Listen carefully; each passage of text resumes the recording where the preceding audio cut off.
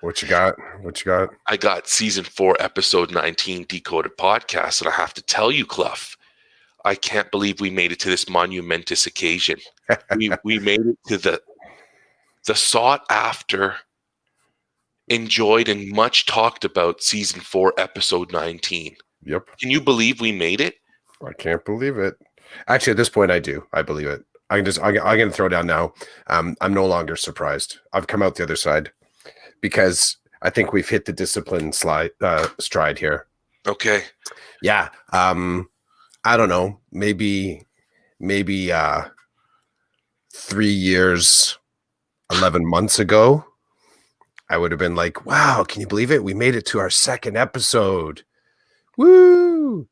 But and then what was it? It was that we did have the one special episode. What was it? Like 112 or 109 or something? Yeah. It was, I mean, how can we forget? It's such an important number, right? Yet I did. It was between 108 and 112. When we finally hit it, yep. We have arrived, man. We're on the podcast scene. We're now pod tubers. We're on the scene, man. We leveled up. And to reach season 4, episode 19 status, it's like mathematically, it's difficult, right? It's like mathematically correct. That's what it's just mathematically accurate. That's what that is, I think. So congratulations. How will you celebrate? How will you celebrate today? By completing this podcast. Okay. That's I don't think I'm going to tweet out. I don't think I'm going to tweet out about this milestone. I think I'm just going to, no, you and I will enjoy it. Anybody who listens in about 4 weeks, Shref will congratulate us. If you know, you know. That's the thing. If you know. If you know, you know. You know. You know. And since we're talking about, happy season 14, episode 19 anniversary. I'm glad that we could get here. Mm-hmm. Yesterday when I was doing something, when we were talking last night, and I went over to our Decoded YouTube page, I clicked on one of the buttons and it said that we established the YouTube site September 2017. And I was just shaking my head like how awesome that is. I think that is kind of mind-blowing. It's cool that we've been able to keep going, and we haven't, killed each other yet, or our friendships off. So that's kind of cool.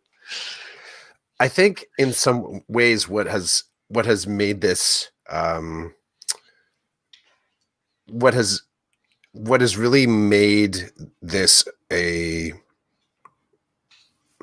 enriching experience is just the fact that we really are just arriving and having a conversation.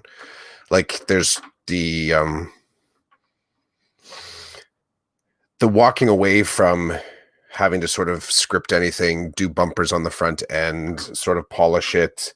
I think at least, in my feels, not bothering with it, any of that stuff, not bothering with sponsorship, not really bothering with much other than just having a conversation, it's sort of like what's given life to this for me. And it's funny, I can remember there was a time in my house where someone in the house would have said, "Oh, you're going to a podcast again on a Saturday? You're going to go do it again?" And it's not like that anymore. It's more just now. It's kind of and that's how I know it's the discipline. It's where my discipline is setting sort of clear space for my family to also kind of dance with the discipline. So they know, like 8:30, 10:30ish, I'll be meeting up with you online and we're going to have a conversation about dad stuff and man stuff and school stuff. So I like that. I like I like what we've established. It's funny. So last night, I told my son, we were watching hockey, and I said, I got to go at 8. I'm meeting with Chris online. He's like, okay. Okay. And then I said to him, when I'm done, I'll read to you, put you to bed or whatever. He's like, okay. So I grab a drink, and I'm holding the mug with my drink, and I'm walking up the stairs, and Sarah says, "Oh, you got something going on tonight?" You got to talk. Like automatically when I'm going up the stairs with a beverage at around 8 p.m. on a weeknight, she's like, "Oh, you got something?" I'm like, "Yeah, Chris is doing the creative thing again." And the reason why I said it to her that way was because the one day I said, "Oh, I'm gonna be on the computer at this time. Um, Chris is doing this creative thing." She's like, "What is it?" I think I told you this, but I haven't spoken about this publicly. So I sent her the email, and because she said, "Well, let me know what it is. Maybe I'll join." And I was like, "Okay." And I think she was messing around with me, but I was like, "That's cool. You can join." So I sent her the email, and then about half an hour later, I said, "So what do you think?" And she's like, "No, it's too deep for me. You guys, this is crazy that you guys are doing this on a Friday night. This is crazy." She goes, because I guess she didn't realize like the types of layers that you had kind of built into it. Yeah. So it was funny because last night she's like, "You got something?" I said, "Yeah, Chris is doing his creative thing." She's like, "Okay." Then when I was in here talking, she came in the room. I don't know if Yeah, you know. I saw her kind of jet in and out. She came in to get something from the library, and she said, like, so she's beside me. She's like, "Who's that?" Because she recognized you, but she didn't recognize Alana. And so I muted the mic and I said, "Oh, I said, it's a lady and she's here to do the creative thing with Chris." And it was just funny. She's like, it was just funny, weird. It was like worlds colliding. Mm-hmm. I was going up those stairs with that mug in a way that giddy excitement that I was going to get to do something fun with people, So, Yep. yeah, it was just interesting. So they see me come up with the mug and they know probably has something to do with you. And they're probably they're going to say something because we had that last night. We have this morning. And then tomorrow night, we're doing the leadership podcast with Ramona. So they're going to be like, "What's going on?" I'm like, "Nothing. It's just these are the days that everything seems to fall on. So we're just Yeah, getting things done." it goes in high and low concentration too, right? And I sometimes think that when the stuff that I'm sort of doing digitally, let's say, is noticed, I also notice what's kind of going on in my family's life that would let them notice. Does that make sense? Like, this is a pretty doing online conversations and recording online conversations is a pretty easy hobby for me. Like I have the tech set up. It really is just like a constant wave of one meeting up at a coffee shop, one episode after another. And that's pretty accessible. I think in a lot of ways too, it's really helped me navigate the COVID, some of the isolation that comes along with COVID.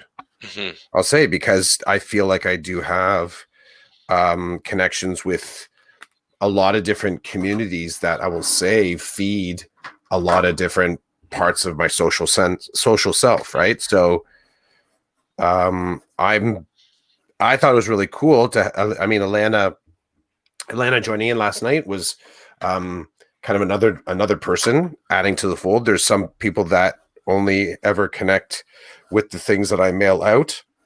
There's some that only post it under that words keep wolves at bay hashtag. There's some that constantly apologize for not attending. Like, it's funny. It's a really loose-knit group, but there's about 12 people out there that are all kind of in this little weird community of creators that I dig it. It's cool. And I totally understand that whole being noticed walking with your mug or whatever. Like, the behaviors speak. They speak loudly. They speak loudly in my house. But the other thing too is, if any of my kids or my wife ever wanted to sort of join in some of those spaces, I'm like, I'm down. And all the I mean, the Wolves meetings are they're not recorded, so you have to be in the room to kind of benefit from it. But anything of these podcasting things that I do, my family has open access to that if they ever want to check it out and kind of go deeper or just participate in a thin way. I don't think it's their thing though. That's not how they hobby. Same here. It's not. They look at me funny and they just wonder. And I'm like, that's cool. Like my wife paints. So every night she'll put her head Mm. every night. Yeah, I'd say every night. It started with when the pandemic started. The pandemic started and maybe it started before.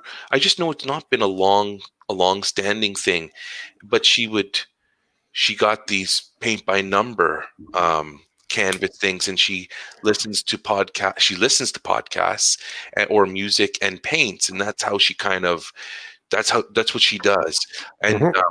it's really cool because she's finished a lot of really cool pictures. And my joke, because in the summer we like to cottage, my joke now has become that when we go to a cottage, we should bring 2 or 3 of them with us and post them somewhere in the house where we feel like it That would be pretty belongs. awesome. So it's really funny because she always laughs and says, "No way, they suck," or "These don't fit within a cottage theme." And I'm looking up, I'm like, "Yeah, they do," because there's a lot of like water and there's a lot of like kitschy type stuff. And I just think that's my ongoing joke with her. But it's funny, she doesn't.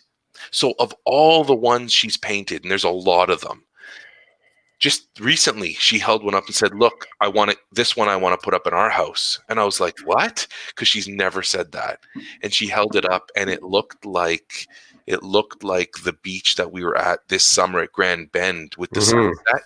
And it was, as soon as she showed it to me, it brought me right back to that beach and that sunset. And I was like, "Oh my God." Yeah. Put it up front and center somewhere so that we remember what we do in the summer and how it makes us Hmm. feel. But anyway, that's her thing. That's not mine. I don't want to sit in front of a canvas and paint. I want to do this instead, or I want to make videos about whatever it is. I want to get some footage and put it together and manipulate it and add music to it. And that's what I want to do, hammer it out. So everybody's got their own thing. My son said to me this morning, um, I woke up, went down there, and I'm like, "Okay, dude, I'm going up to do my podcast." And he's like, "What do you two talk about?" And I'm like, "Education and stuff like that." He's like, and just shaking his head. Like because even this is Saturday morning for him, right? He's like, Saturday morning, my dad gets up and he talks to his buddy Chris and they record it on YouTube.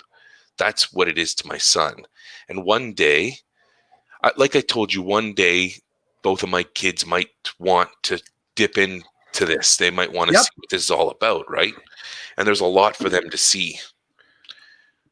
And speaking of a lot to see, my buddy Carlos has been enjoying our podcasts lately. Hmm. He's been letting us know. So I just want to say, Carlos, if you're listening, thanks for listening. Thanks for reaching back out, because a lot of people don't reach out, and I don't need them to do it, but it's kind of cool to hear, "Hey, I listen to your podcast sometimes," or "You guys talked about this." Now, the really funny thing is, to me, and I don't know if you get this, Chris, but sometimes somebody will say to me, they'll refer to something we've said here, but in my mind, it's gone.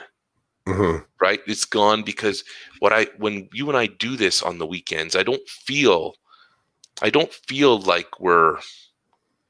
it's not like you and I are on television and we do a show on Saturdays and then people see us in the street and they're like, "Hey, I saw last weekend's episode and that story about your family was hilarious." Then it's like, "Oh yeah," because we're actors, but we're not actors. And so when somebody refers to something, I'm like, "What are you talking about?" Like, "Well, on the podcast, you talked about such and such." I'm like, "Give me more," because I was having a conversation with my buddy. So I don't necessarily remember every single thing I talk about on the podcast, because it's not like a produced actor getting paid type thing. It's an organic two buddies chatting about their work and their families and other stuff that pops up. So anyway, that's surreal to me still when people say, they'll comment on something. I'm like, "What are you talking about?" And they're like, "The podcast." I was like, "What about the podcast?" They're like, "You were talking about this on the podcast." I'm like, "Oh," and it feels like a million years ago because so I much think part of happened. it too is we don't have the script to footnote. I mean, if you spend the time, you know, I can remember the couple times where I made sure that I had my stuff scripted ahead of time and not completely telegraphed, but the questions that I wanted to ask with anyone that came and hung on squirrels. I knew those answers tended to be, it's like studying for a test. So the answers tended to be anchored to those questions. How it made me feel, though, the actual episode, I tended to lose. So I get a better sense when we come away from a convo, about the feel. And if I were to go back and look at any sort of like the drawings or just kind of take a quick peek at the scripting that you do on the blog, like just a little blurb, I'm like, oh yeah, that's right. We talked about that. So I get the same feel on that. Like I really don't. It's funny. I don't, on one hand, I don't, here's what I appreciate about what you had mentioned about Carlos in the comments, is that I appreciate more kind of the, here's what I thought about after I heard you guys talking, kind of a comment. I don't know. I don't think either one of us kind of came into this. I'll say for myself, like I don't think I give a shit about the likes. Like I don't think to myself that I'm trying to reach an audience. I just feel like it kind of, as I were saying as we entered into this, it's sort of it's become a discipline that connects all the random things that happen in the week, and it's a good landing space on the Saturday just to kind of iron out some of those thoughts. And I also think that the discipline of this, the thing that kind of is, I guess I'm mind blown more thinking forward, is that there's no end to this once it hits discipline. So, season 10, episode 3, like it's just, if my family they would never ever be able to go back. I don't think they would ever go back and listen to all the back catalog. It would be funny if they said, yeah, when you were talking with Roland back in 2023 and you mentioned, like that would be a crazy, crazy powerful little bit of an artifact to have to deal with. I think part of it too is I used to say this. Jen Apgar asked me about this one time, about whether or not I go back and I listen to old episodes, like just of any podcast. And I said, I don't. I said, I'm kind of reflecting in the moment. So I feel like the conversation is the time to, you pay attention in the conversation so that it soaks into your operating system. I don't need to go back and write a blog post about what we talked about. I'm soaking it in as we go. And the layers, I mean, in our particular case, the friendship's growing kind of in tandem with the podcasting and the other things that we're connected with. So it's not as if our lives are disconnected, save for the podcast. Like we're connected in other ways too. It's just one facet of, I guess, of our relationship. So I appreciate Carlos. I appreciate others that offer up, kudos to what we're doing. I think ultimately the stuff that to be noticed on the street or even on the digital streets is not, I appreciate the kindness, but I appreciate the feedback, pushback, I think a lot more. Someone kind of said, yeah, I disagree with what you said there. That's not my experience. Or you really kind of got in my head and I couldn't stop thinking about it all week. And this is where I came out on the other side. I dig that kind of comment too. Yeah, I'm certainly open to that stuff. Like you, it's kind of, I'm not in it for the likes, but it's nice to hear from Carlos, from, Michelle, Christine, Tim. Mm-hmm. It's nice to hear. There are lots of other people who listen too. From my mother. What's interesting about, best. What's interesting about hearing from my mother is that, like you don't realize, okay, so connecting with all the people that you listed off, fine, but they're all teachers. Like they're all in our silo. So we're doing a really good job of sort of connecting with our silo. Mm-hmm. The funny moment is when my mom comments, because she's someone that's not in our silo. Like she's not in there, but she has access to the content. And I, truthfully, I think I asked this before, do dentists do podcasts? do animal zookeepers do podcasts, maybe more so now than before, but teachers and educators have a really high addiction to creating their own podcasts. Like you sort of get to you sort of the sort of like reflective practice aha moment where you decide to go from just writing down your end of day thoughts. That next step, I mean, you're going to land in a book, you're going to land in a podcast, I don't know, you might land in a consultancy deal. Like these are all the kind of things that teachers just go for when they want to start talking outside their classroom. Maybe you become a PD consultant in your board. I don't know. So it's pretty easy transition to start posting up stuff.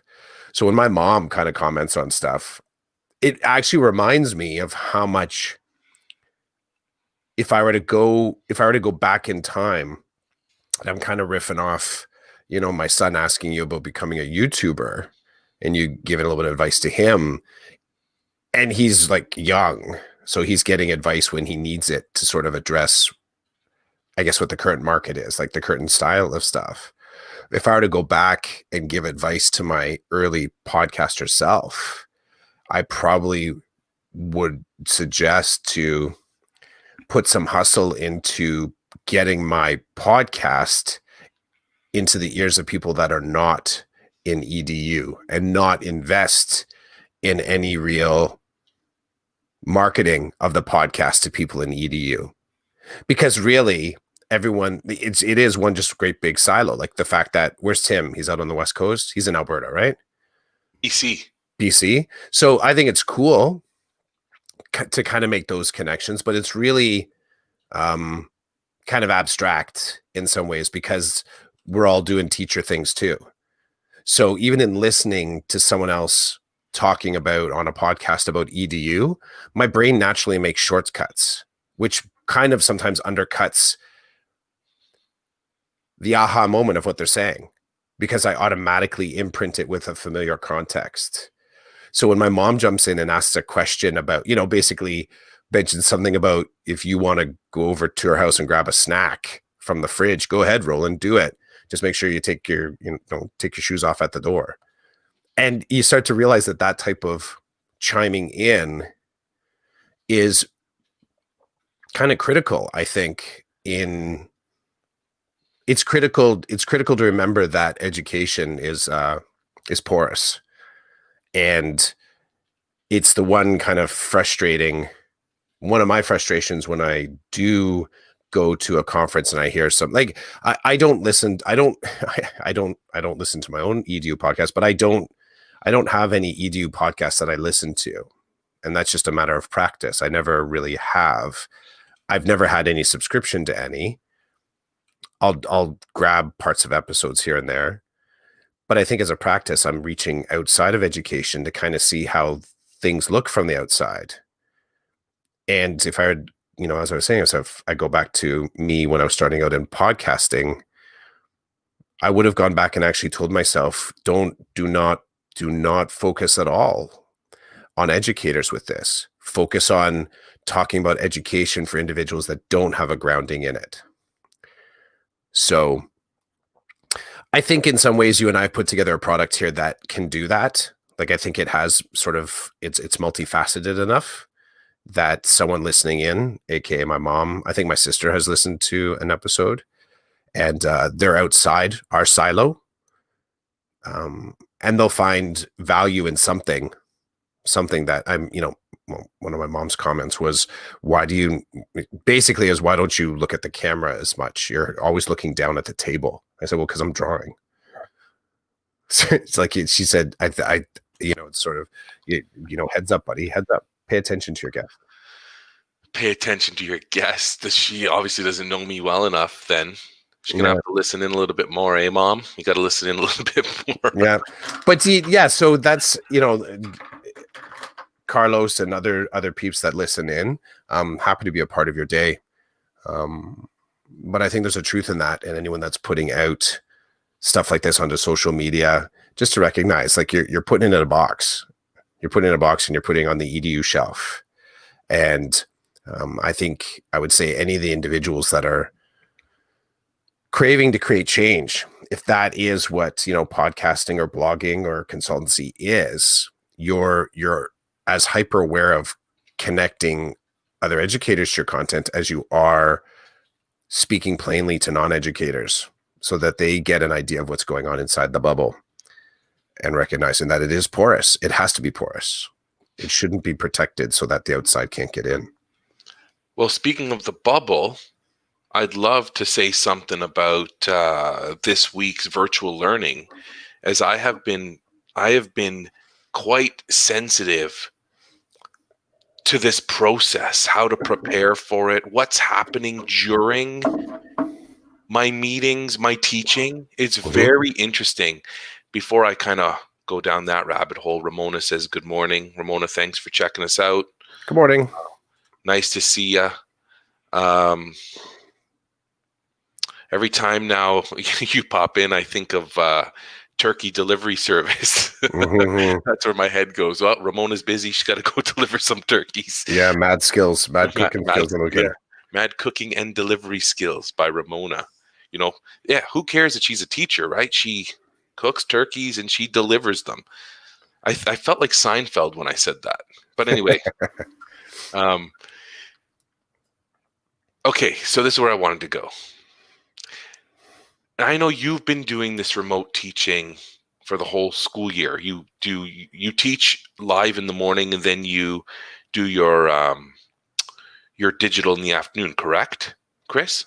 Mm-hmm. Okay, that's the same as my son.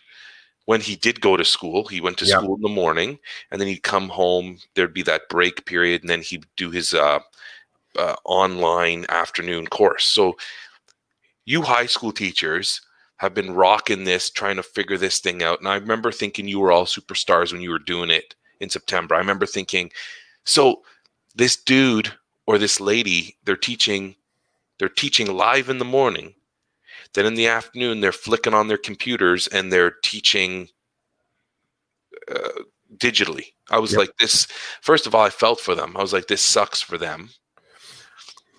But they did it.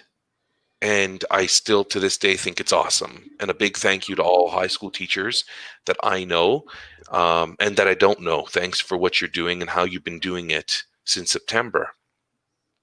But then we roll into this as elementary, and it just hit me over the head. And, it's funny. I will sit here doing my work, and right when I feel confident, I want to smack myself in the head because I know I'm not. So what did I learn this week? I learned that IT issues never stop and that I am not an IT person. Like, I'm not built to tell you how to fix your camera and tell you why you can't hear me over here. And it is unbelievable. Every single day I log in, somebody turns on their mic. They're like, we can't hear you. We can't hear you. And there's a desperation in their voice because they're like, he's teaching us something, we can't hear him. Mm-hmm.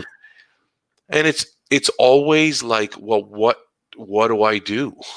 There's nothing I can do. If you can't hear me, then you can't hear me tell you what to do. So then I go straight to the chat. Or the other kids are like, well, we can hear him. Look at the chat, look at the chat, look at the chat, right? Those things are really rubbing me the wrong way because because in the classroom, when a kid says, I don't get this, or I need a pencil, or this is bugging me, can I go get a drink? I can't immediately assist. And I'm trying to teach a class. So that was weighing heavy on me this week. I'm sure it's every teacher that does this knows what I'm talking about. But if you're not a teacher, you don't have a friggin' clue what I'm talking about unless you're standing with your kid and your kid looks at you and says, I can't hear my teacher. And then you try to troubleshoot why. You can see the dude or the lady talking on the screen, but you can't hear a word. Mm-hmm. So it's funny, the fires you put out, right? So then the next time everybody could hear me, I said, listen, kids, are you all listening? They're like, yeah, we're listening. If you can't hear me and you're like, I can't hear you.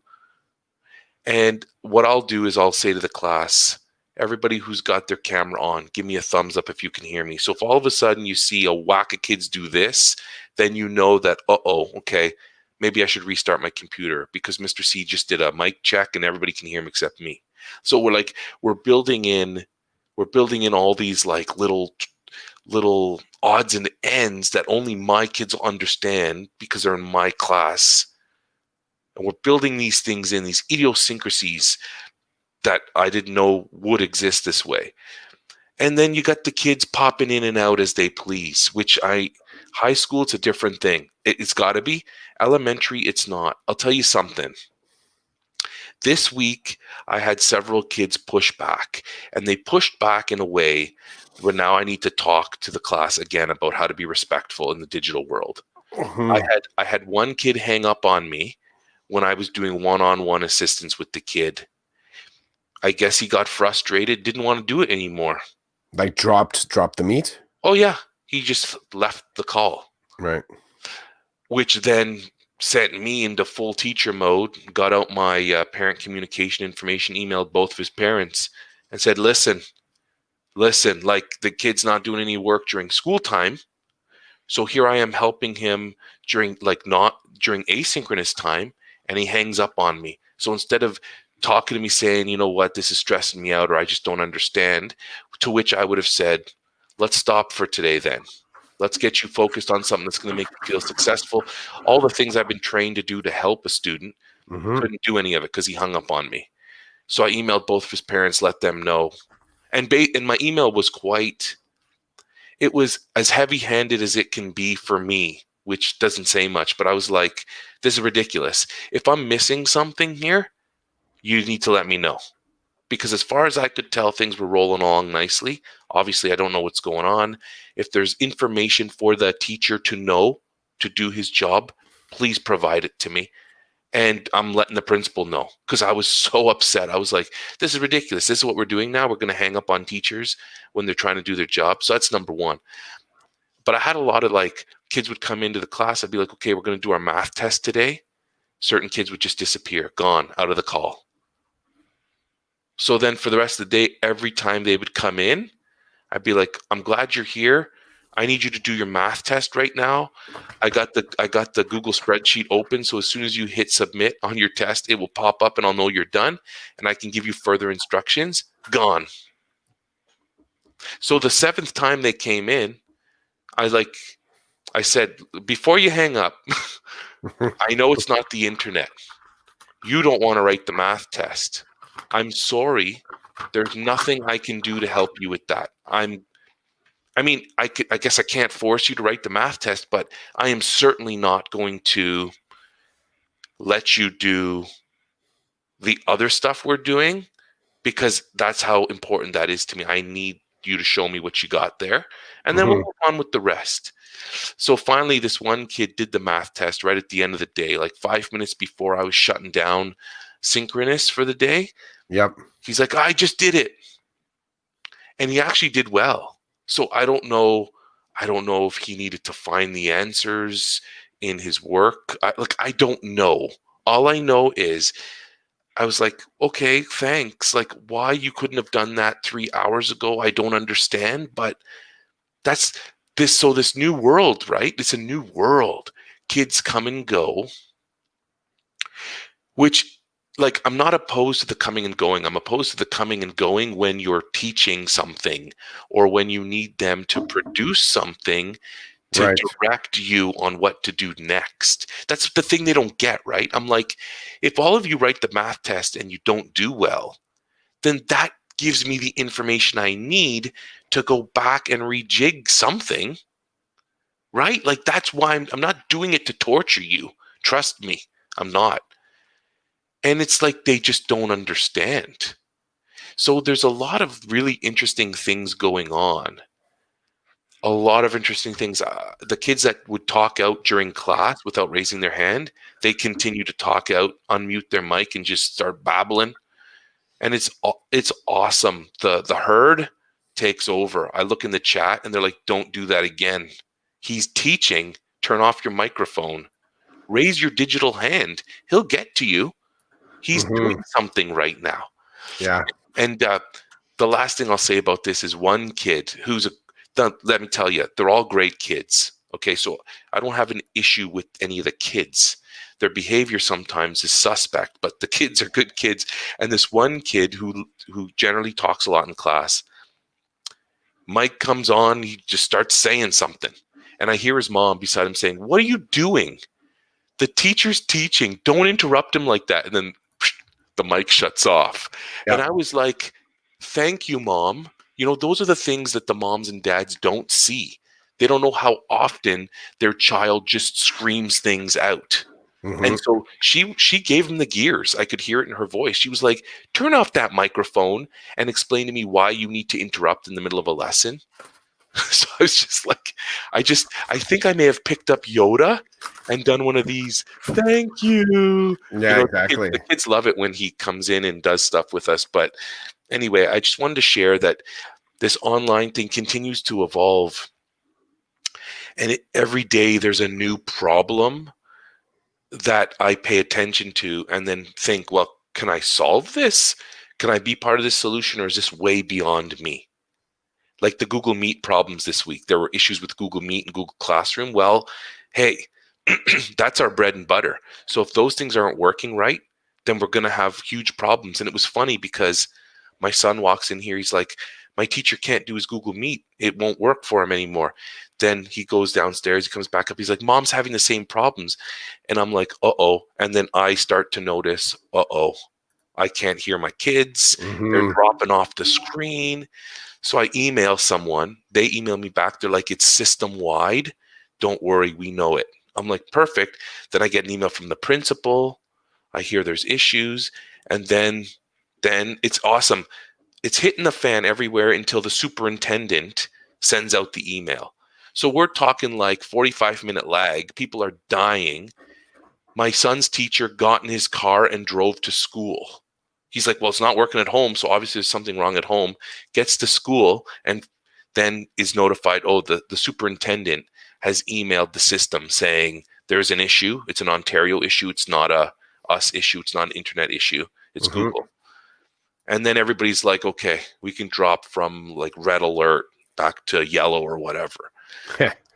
You know? So it's just every day it's wild. Every day it's wild. And I'm like, I don't know if I like wild every single day. That's what I want to say about this week's virtual teaching. Tim's in. Thanks for checking us out, Tim. Good to see you too. You and Ramona are chilling today. I'm digging the wild. All the stuff you'd said, I'm seeing stuff like that as well in my virtual spaces. A whole lot of the mic pops up. Having a kid's voice is only one of the possible things you hear, right? Dogs barking, meals being prepared, somebody arguing, really loud music. Really loud music, I would say, is the number one. Really loud music. And I just think to myself, man, like, I know for myself, I'm very specific in how I move music into my space just because of how it distracts me. So I'm pretty particular there. Lots of phone beeps and notifications when people, could be the house phone. I don't know. Could be just other notifiers popping up and down. I'd say in order, it's loud music, dogs barking is another one. On 2 occasions, it was passing wind. Somebody passed wind. Now, it could have been an app. It could have been a sound effect. I don't know. But you're sort of, because you're hopping back and forth between tabs, maybe even multiple screens for some people, if they're doing that, you're not always eyes on. No matter how you configure, there's going to be some point where you look away from the actual Meet screen. So if you just hear the sound, sometimes if you hear the sound, you can look up and see whose mic is open and then do, like a breakout room, like, dude, come on, like, stop it. We'll keep it for classroom appropriate behaviors only. But yeah, a lot of times you're sort of chasing back to you're looking for the little digital meter thing that moves when someone's talking on the mic, you can see it sort of expanding and moving. Someone's talking, or that's how you know sometimes, because that'll move, but that's all you know. Sometimes maybe their mic is muted, so it's picking up on the sound, but it can't send it. Like, it's interesting stuff. But I do like the the anarchy of it. I volunteered for an after school position, which is going between it was Thursday and Friday, and then it runs the last 2 weeks of school, and it's a credit support program for students. So very much like alt ed. So it's grades 9 through, I think it's 9 through 12. It's at least 9 through 11. And the students are working on an array of different tasks. So all different types of stuff. And our school board is looking to get ahead of the end of the semester and give the students some extra monitored, supported time after school. But that is infinitely more challenging to sort of run than my sort of single course classes during the day. I think I mentioned to you a lot of what I was test driving, March 13th last year and on, really set the groundwork for me to feel comfortable at all in this space, because it's multi-course, multi-grade, and multi-space digital teaching. So I got kids in breakout rooms. I have kids talking with me, everyone kind of connected with the Google Classroom, everyone logged into the Meet as a matter of practice, but then I have kids in Google Chat. I have kids that I'm emailing with, kids in breakout rooms within Google Meet. So yeah, it would be, in some ways, it'd be sort of like working in a pod, if you would, like in the school, and you're kind of running back and forth between classrooms, just getting the plates kind of spinning, like, okay, I'll be back in a second. The colleague, there's 2 of us doing this. We each have a section of it, and they have a background in alt ed as well. I said, I feel like I'm in first year alt ed again, way back in the day. So that's 10 years ago. But I really like the energy of it. I like how frenetic it is. I appreciate the appreciation from the kids, because they are looking to edit, amend, fix, retake, or just take these assignments and find success. Got to have a really good rapport, considering we've only had it for 2 days. The kids have been very kind, and the kids have been very open to mentorship from, like, I've only met 2 of the students that are on my roster have I had interactions with this past semester. The rest are all new students that I haven't met yet in the school. What I love, this is awesome. I had a moment, was like, oh, that's a feel good moment. So I'm doing some one-to-one work. I put 2 kids in a breakout. They're both working on, they're working on the same math course, but they're in different spaces in the math course. So in my mind, I'm thinking, okay, they're going to be working on their own tasks. I also encourage them to talk to each other, to help each other, right? Like, even if you didn't have an amazing experience with linear systems, maybe you have some memory that'll help the other kid out. So I encourage them to kind of collaborate. And they hadn't met each other either. They were in different sections of courses. So anyways, both of them in there said, hey, I think you were an on-call teacher for one of our classes this past semester. And so a digital on-call. I wasn't even in the classroom, so we have to do the digital on-calls. If a teacher's not there, we have to cover each other's digital classes. He's like, you're a podcaster, right? I'm like, yeah. And it's just funny because he had seen the video that I often do video up. So had seen the kit, had seen the snowball, had seen the pop filter, had seen the extendo arm here, and asked about podcasting. So that was kind of a feel good, because I had only met that student once. And now we're probably 2 months later, 3 months later, there was some positive there, right? So that was kind of cool. I did appreciate that. So that's been my experience. I do think that I thanks for sort of giving the shout out or the hat tip to secondary school teachers that have been doing this, similar things, let's say, since last March. I will say that it's the elementary teachers that kind of doubled down on it, though, where quite a few jurisdictions, they were doing the digital teaching at the same time as they were teaching to kids in their classrooms.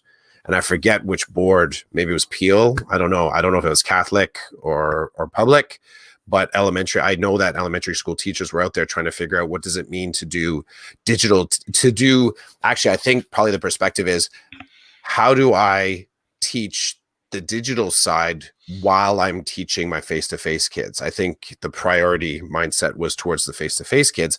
How do I then include the digital kids at the exact same time? So elementary has broken ground in a space that secondary hasn't had to do. Well, at least in my board, we haven't had to go there yet, where we are having students in front of us in our face-to-face sessions, and at the same time we're connecting and supporting the kids at home at the same time. So I think it's coming. I mean, like you said, there is a board that they were doing it in elementary, and honest to God, I tried to ignore it. I tried to ignore what I was hearing because I didn't want to know. I didn't feel like I could go there. And I'll tell you, a couple of times this school year, in December, late November and into December, I had kids who were stopped coming to school every day for a particular reason, and they weren't going to come for like a week and a half. mm-hmm. And so they were asking, like, can you please post your work in the Google Classroom? And the answer is yes, I can, and I have to. I guess I was told it's part of my job, but I was a little bit bothered. I was a little bit bothered that I was going to be providing work, but without the kid being exposed to the lesson. So It's almost like it rubs me the wrong way. It rubs me the wrong way because here's the stuff you can work on. I don't know who's going to tell you how to do it or what to do with it, though. Right? There's that piece that everybody seems to we're just going to ignore that part. Give the kid something to do. So then I was like, okay, well, I can, as I'm doing the math lesson in the classroom, I can open a Google Meet and I can have the student at home join us for the math lesson. Yep. And then the student is occupied for, 10 to 15 minutes of like a lesson with the rest of her classmates there with them. And, I could turn the camera and show the kid the class. Like we could make this work. But then I thought, okay, am I setting, if I do this, which I think would be beneficial, what kind of precedent am I setting? Are people going to look back and be like, Chidiac started it here, and now we all have to do it? And I was like, I don't want to be part of that group. But then I thought, okay, well, maybe then I could turn on Google Meet, and I could just do a meet with nobody and record the session. And then at least, here's the work, kid. Here's the 10-minute lesson. I'm not there to answer questions because I'm in here teaching, but at least you have some context on what's going on. Then I thought, I didn't do it because I was just concerned with the bigger picture, even though in the small picture it would be good. Yeah. And there were other issues too, like in class, there's this nuance, there's this relationship between you and your kids. And so sometimes you've got math planned, but something comes up. Kid asks a question, and you take that question and you go with it because you can see everybody's interested. Yep. It fits into, writing and oral communication. So I just bump math. I'm like, I'll just do math later. Right now, this is what they're engaged in. This is what I'm going to do. And so what do you do, when that happens? You email the kid and say, yeah, sorry, math has been bumped because this is what we're doing now. Like, there's a lot of things there, a lot of like little pieces that I'm sure I could work through. I just didn't. I felt I didn't have the energy. And now that I'm doing this, like this virtual teaching, I thought I had no energy before. I'm completely drained now. I got nothing. So that's literally, I don't think people understand. I don't have anything left to give. I got nothing left. So I know it's hard for some people to hear. It's hard for people to hear. What do you mean you don't have anything left to give? You got to do this and you got to do this. I got nothing left to give you. Sorry. Tim said he made a comment about your extracurricular gig. He said, wow, almost all of your kids are new to you. That's challenging to build those relationships from the ground up over Google Meet. Mm-hmm. So, it is. I think part of the one of the things, I guess I learned pretty quickly flipping to pure digital back in March is just the how time warps in these spaces. So we were talking about this actually in the day school component of my day, the regular online teaching that I was doing during the day yesterday, but talking to the kids where I had them in groups. I put them into breakout rooms. They're practicing. So there's an exit interview that they do in their learning strategies class. And I've given them the interview. I've given them the 10 questions, and the questions are meant to guide theirs and my one-to-one exit interview based on a project that they're doing. So they complete the project, and I'm going to meet with them one-to-one. And I gave them the questions ahead of time, so they can can their answers if they want, but we're going to have a discussion. I just want to give them the heads up. So I've been putting them into breakout groups and randomizing the groups this past week so that they can support each other, practice the questions.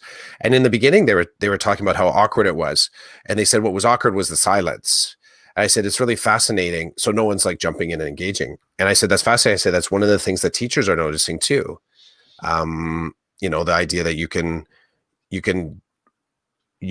sort of you're projecting something from your teacher studio, doing some trig mathematical thing. And then you sort of pause and you wait and you're like, hey folks, can you hear me out there? And then sort of one by one, you see in the chat pop up, yep, we're good. Yep, we hear you. Yep. And then you get full attendance check in. But prior to that, it's just crickets, like no one's really connecting. So one of the things, when I'm jumping and meeting the new kids is understanding that time from my side of the screen is not metering out at the exact same time as it is on their side of the screen. That's first and foremost. And for me to assume that we sort of like, if I were to ask you a question right now, I can see on the screen that you're nodding your head, which is giving me the cue that like my words are received and that you're probably thinking about a response. Like I can see and measure your engagement. Many of these students are not turning on their cameras, right? Some of them do. Some of them like wave like, hey, Clef, how's it going? Like those sort of jump in like that. So it's interesting, jumping in with the new crew, the idea that time is bent and it's not, I can't decide that my version of time is the accurate one. We know we're together for 75 minutes. That's an easy bookend to manage. But what happens in between is a whole lot of patient waiting and realizing that what might feel like an uncomfortable silence when you're face to face, which I think is somewhere around the 3-second mark, 3 to 5 seconds, like 7 to 10 is more the norm. And the answer will just pop up or they'll open up their mic.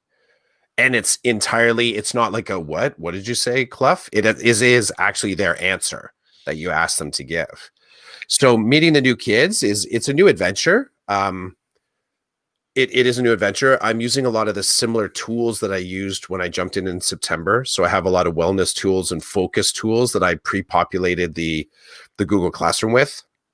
And I told the students flat out, there may be times where I don't get back to you, or if you're waiting for a response, I encourage you to check these out. They're sort of drawing and puzzle, sort of straight up point and click kind of things the kids can do on their screen while they're waiting. And I always say to them, if you do draw something or design something, email me a copy of it. I would love to see what you were kind of thinking about or drawing. And for the 2 days in class, I also said, okay, if you're using this app, here's your sort of, there's one called Bomomo, which is kind of fun. It's just, you get like 12 different tools that will draw on the screen, but you don't have complete control over them. Like they all have little behaviors and will do little squiggles and color variations. So I'll say, okay, use the Bomomo app and draw a picture of your favorite food or favorite animal. So I kind of give them a theme. So part of it is the gaming too, I find, and providing opportunities for lightness in the middle of the work. Again, high school context, I will say, it works for me. I also have a lot of focus, extra tools on there, like soundscapes and sort of neutral white noise kind of videos. So, wind through grass or rainforest. And I say, I encourage you to have this. Like if you feel yourself becoming a little bit anxious because I'm not getting back to you, use some of these tools. You're going to, because waiting is a big part of it. So managing the waiting is the big factor. Very cool. Thanks for explaining all that, because even to me, my son's in high school. So every time you talk about that, I kind of try to connect to him. Mm-hmm. And it's funny because he starts school first here every morning. So we wake him up. He's like a zombie because he's a teenager and he doesn't want to be woken up that early. Yep. And he's sitting in front of his computer and we can hear his teacher. And I tell you, his teachers are great. A shout out to Mr. Harriet, the gym teacher that he has. And Mr. Harriet he's got a sense of humor. And the dude checks in with every single kid every morning. Every morning he has something to say to every single kid in his class. Mm-hmm. I know that sounds to teachers are like, yeah, so what? But as a parent, walking into the room and being like, hey, did he talk to you yet? No, I'm like the next one type of thing. And he'll say, hey, Ben, what's going on, brother? And Ben will turn on the mic. I'm good, Mr. H. How are you? Mm-hmm. And there's just this little exchange. And even the way the teacher chirps some of the kids who, are maybe giving him some lip, or he's got the rapport, right? Because they got to go to school with him before this happened. So They did meet him face to face. They did gym in the gym and outside. Like they got to do this stuff in real life, not virtually. So it's funny. So the things you say, I'm trying to attach to my son. But what I do want to say, and I don't want to talk about this a lot, and I'm sensitive to the time because I know we're almost done for this morning. There's a couple of things I want to lay into. Number one, I am getting a new student on Monday, mm-hmm. brand new to Canada, got here late November, and my principal was talking to the ESL teacher that's responsible for helping me out in my class, and they're figuring out how to make it work because the student doesn't speak English. But already, the student, the dad was at the school yesterday and picked up a Chromebook. So they're finding support to get the student online and get him in. So this is going to be an interesting. Obviously, this has never happened to me before. So I'm going to be paying close attention to how I build a relationship with a student who's brand new, doesn't mm-hmm. speak the language, and is in the middle of all this. So this, I don't see it. I see it as an opportunity, a really cool challenge. And then the second thing I want to say was I wanted to welcome Tyler. Tyler Keefe is checking in from Idaho. Happy Saturday, Ratterday. Really enjoying this conversation after a workout this morning. Thanks for checking it out, Tyler. Tyler is connected to Joe Marquez.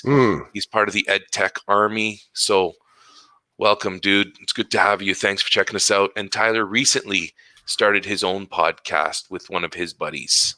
Cool. But I'm sorry, Tyler. I don't remember the name of your podcast. My bad.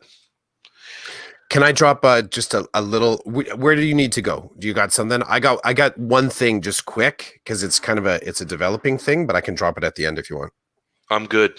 You're good? That's all I wanted to do. I wanted to welcome Tyler and tell you about my new student. I'm good. So, cool. So I had mentioned, so I mentioned my enjoyment with the anarchy. And I sent you a polo about this, talking about a little bit of the adrenaline junkie in me. And I attribute it back to the working in restaurants for the longest time. And that was definitely, the term we would use is controlled anarchy. There was always a fine line between having an amazing organized evening and the whole freaking thing falling apart, like just existing in that space. The binary of it's going to be an amazing night or an awful night, and there's not a lot of nuance in between. So I sort of grew up in kitchens, married to that. It was that it soaked into, it affected. I worked in restaurants from grade 9 on, so it became developmentally a way that I understood work and the workplace. It got into my thinking so that the way that I sort of saw the world, I won't say I was prepared for a catastrophe, but I feel like I was always kind of trying to think about the what if and what would. So if this thing happened, how am I going to react, and building sort of reaction plans to it, crisis management, like constant crisis management, not constantly triggered by crisis, but just imagining it. I found like that was always a really great method to manage the restaurants and my restaurant life, is assume that not the worst thing that could happen is around the corner, but that it's happening right now. So and go find it, because it is happening right now, which is a little bit different than the general sense. Because when we talk about imagining worst case scenario, even though it might trigger us and stress us out, we put it at a distance. We say that it's kind of, it could be in a week, it could be if this thing happens somewhere down the road. But the restaurant mindset is imagine the worst case scenario and then go find it in the restaurant, because it is happening right now. And when you bring it in that close to you, it's a bit of a roller coaster ride, right? And I would tell you, high percentage of the time, when I had something kind of itching at the back of the brain, like you should go check this thing because it's not going to be going right now, I would go and it wasn't. So there was like this constant state of checking and fixing and checking and fixing. And like I said, fine line between great success and great failure on an evening. And the last restaurant that I worked at was in Toronto, right across from some theaters. So we were consistently in this state, right, of having to prove our product and prove our system night after night. Love that I have that experience. It is still part of my DNA, and it's in my DNA as a teacher as well. And where it's starting to manifest itself is in being home, and feeling like my day. So when we started last week, if you had asked me about my day, I would have said, well, I turn on the computer at 7 a.m. in the morning, usually earlier, because I like to do my prep in the morning, and I'll get up early and I'll do my prep. And then when the day is done, that's it, I'm done. And then I'll get up early and I'll do it then. So let's say I log in at 7 and I'm only taking, bio breaks and maybe a food break, go check on my kids. But I would have said to you, yeah, I was on the computer from 7 a.m. until 4:45 or 5 p.m., constantly doing something on the computer.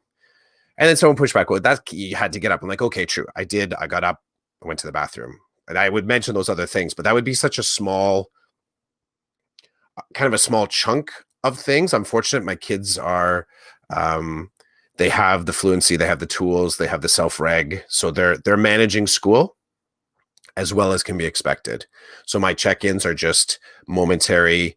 Might have a conversation about what they're working on, but often they're like, yeah, I got it. I've asked the teacher questions. I'm good. I've handed it in.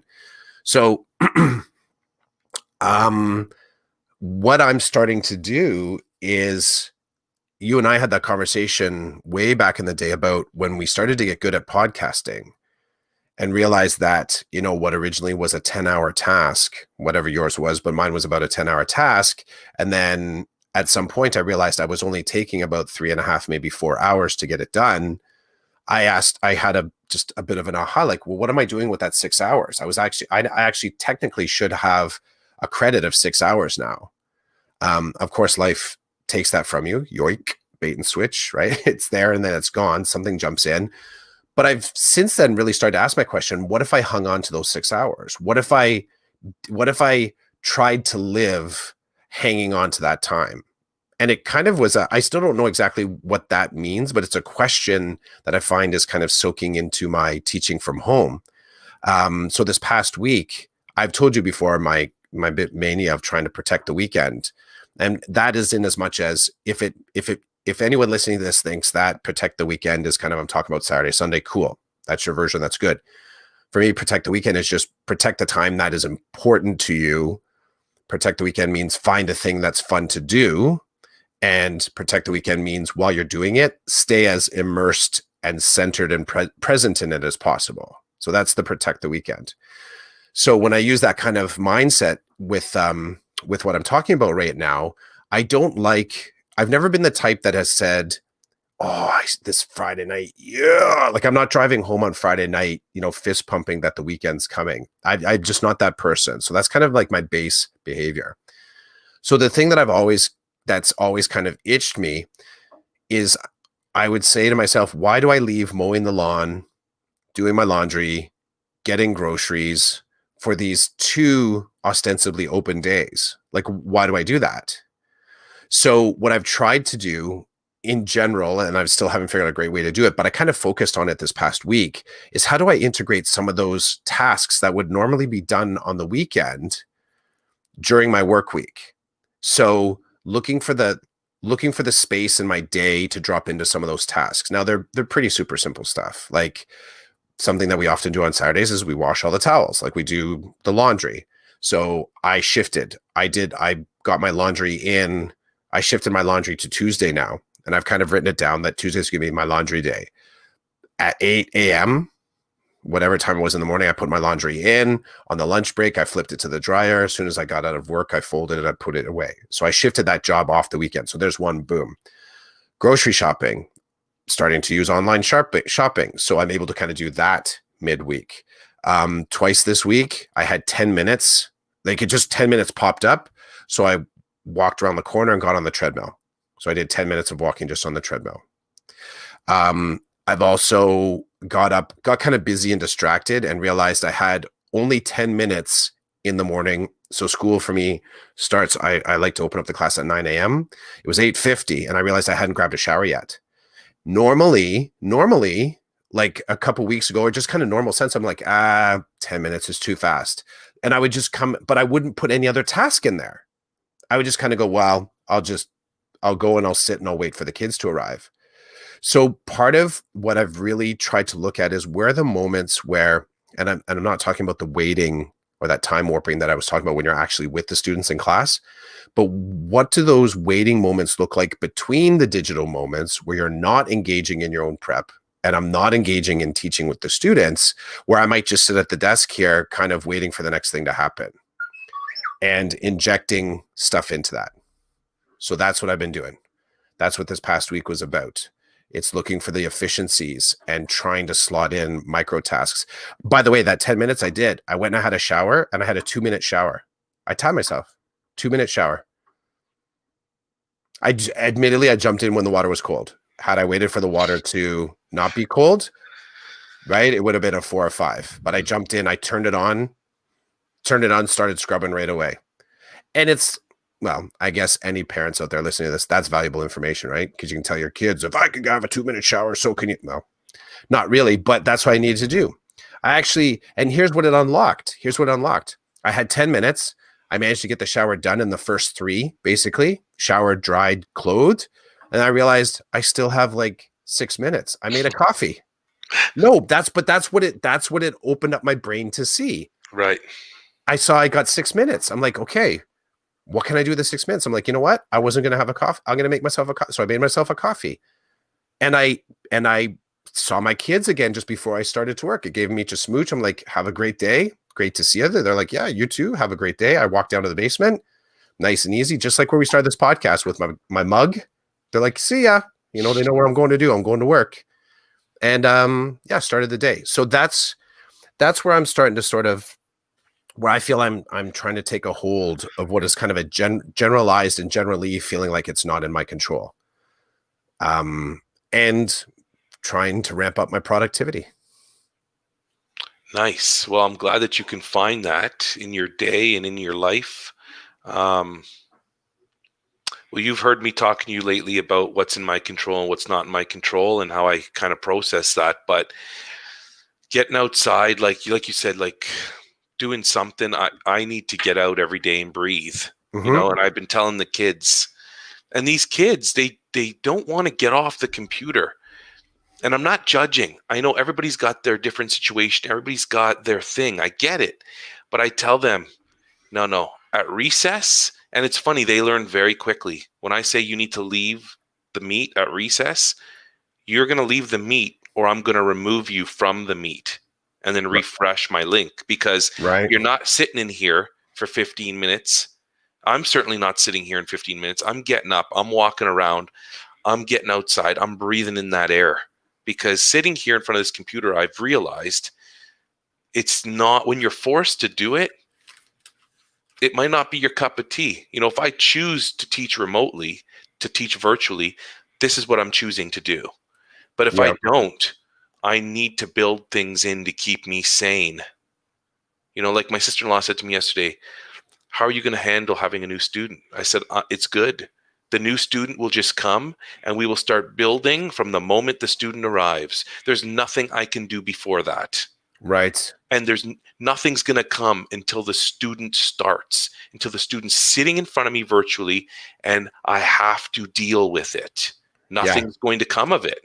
So sometimes that's hard for people. I've learned that sometimes it just needs to happen. Just like virtual learning. We were told how to pivot. We were told where we could find support to pivot. The pivot meant nothing to me until it had to happen. It doesn't mean I wasn't prepared. I looked at their checklist. I had everything on the checklist that I could have done before the pivot. But I didn't understand the pivot until I had to do it. All the IT issues with the kids, internet, computers, like things just happen. I could have my setup. My setup has not been touched for 2-3 weeks. Literally, I keep everything in the same spot because I don't want to risk a cord getting unplugged and I don't know where it should go back and how it should go back, right? So I prep all that. And even then, issues still pop up. Issues I have no idea where they came from. I can't control those things. I can just control what I do with them. So it's a great way to end this season 4, episode 19, this monumentous occasion. I can't believe we made it to this number. Yay! I'm not going to tweet about it, though. I'm not going to tweet about it, okay? No Sorry, tweets. not this one. Thanks to everybody who listened. Shref, when you hear this in 4 weeks, I can't wait to hear what you have to say. Carlos will probably eat this up the next time he has to start preparing for his virtual teaching. It'll be great to hear from some of our podcast listeners. Yeah, absolutely, man. PodTube listeners. PodTuber. We're PodTubers, you know, Chris and I. Boom. Hashtag that. Okay. It was good talking to you. Do you have any art for us? Oh, yeah.